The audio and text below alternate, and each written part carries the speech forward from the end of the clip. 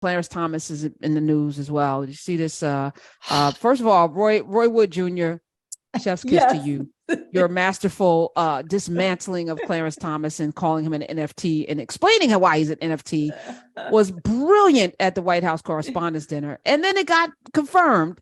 Today, the story comes out that Justice Clarence Thomas, back in 2008, sent his teenage grandnephew to Hidden Lake Academy, which is a private boarding school in the foothills of northern Georgia. The boy, his name was Mark Martin, but the school was paid for by Harlan Crow. $6,200 a month. Harlan Crow paid for Now they make a lot of money, these Supreme Court justices. They can do book deals, they can do speaking, they can do a lot of stuff to make money. Why did he need Harlan Crow to pay for his grandnephew's boarding school? This is such a weird story to me. I can't figure it out. I'm so depressed by this because it's like, what do we do? Because we have the Supreme Court policing itself. John Roberts is supposed to be the one who's all like worried about the legitimacy and the history and how it's going to be viewed in history. Then why hasn't he pulled, Brother Thomas, and I use the word brother in air quotes, aside and said, hey, listen, this is damaging to the court. And then also, I think it's because, hold on.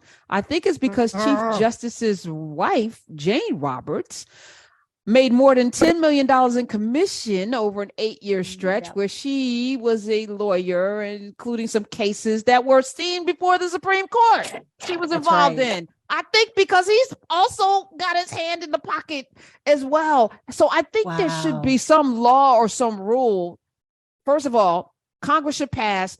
They can't insider trade, which they can right now. So nobody in Congress should be able to trade in the stock market because they have too much, they are influencing the stock market. So you should not be able to then invest in the thing that you are influencing. And I don't think any sitting Supreme Court justice should be taking money from anybody. And if you do, you lose your job immediately. I know it's a job for life, but there should be some caveats. It should not be a job for life. I think they should not get lifetime tenure. I think this is an impeachable act, but I think the problem is, to your point, Renee Seiler, they're self-policing. So is the Fox going to say, hey, them chickens, let's stop eating chickens. Let's not go in the hen house. Hey, you stop that, drop that chicken. Drop the chicken. While you're not on a drumstick over here. Yeah, wait, hold on. Let me get this chicken roll. Oh, you got a chicken. Oh, wait, put the chicken down. But I think that what's really, as a woman, what's frustrating is that these people are holding the future of women's reproductive health in their grubby, grimy, unclean hands. And somehow they're supposed to make rulings that the rest of us just say, okay, well, I guess that's fine. I guess that's just the way it's going to be. And they're somehow above reproach. This is no good. And this has to change. I don't know what the answer is, but just when you think there's a light at the end of the tunnel, we had the Proud Boys and Oath Keepers and all this sort of like what's wrapping up now with Trump and these cases. And you're just starting to feel like, okay, the pendulum is swinging sort of back to the middle. Then you have this nonsense. So very, very frustrating. And no shame, right? There was a time, even Nixon resigned. There was a time where there was some shame associated with once people found out that you are corrupt. This man's just, Clarence Thomas, like, what you gonna do? Who's gonna check me, boo? Nobody gonna check me. Yeah, I did it. What? Oh, this is so terrible. Speaking of the Proud Boys, founded by our very own Dante Nero. Shout out to you, Dante. One-time president Enrique Tarrio. And it's interesting, the Proud Boys have a history of being founded and run by people with color. Melanated folk is so weird to me. Oh, we are so complicated. Is a hell of a drug. Jesus. He and three subordinates were convicted of numerous felonies, including the seditious conspiracy for January 6th, the attack. Federal jury in DC found Tarrio, Ethan Nordine, and Zachary Rail and Joseph Biggs guilty of conspiring to prevent the peaceful transfer of power from Donald Trump to Joe Biden. And what is it? They're facing a maximum of 20 years in prison. So I thought sedition was punishable by death. Yeah, I Is did that too. not like, Yeah. and now it's not just 20 years, it's up to 20 years. So these guys could get like, oh, here you go, here's 7 years. And then for trying to do what they did, trying to like, what is happening? It's just when I'm thinking that things are starting to be normal again, we have this abnormal nonsense. So I don't You're know. correct. A person who's found guilty of attempted mutiny, mutiny, sedition, failure to suppress or report of mutiny or sedition shall be punished by death. Yeah. So what's going on there? I Where'd they don't get 20 know. years, up to 20 years from? Listen, I'm not fighting for the death of anybody because I'm going to be consistent in that. But yes, you are correct. At least that should be on a table somewhere.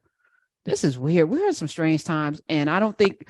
And the problem is we as a nation are hypocrites.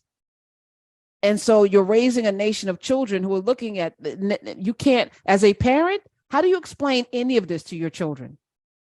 Because they're learning one thing, maybe maybe they're learning nothing in their schools around what the history says. But, we're teaching right and wrong, hopefully in your homes at least. And then if someone, well, mommy, well, daddy, why that person's wrong? Why aren't they, that person took a life? Well, why? And then we twist ourselves to make excuses. And this is the problem too. You're making excuses for wrong. Yeah. There should be a due north of right and wrong. Unless your life is being threatened, they call that self-defense, right? Taking another person's life should be a crime.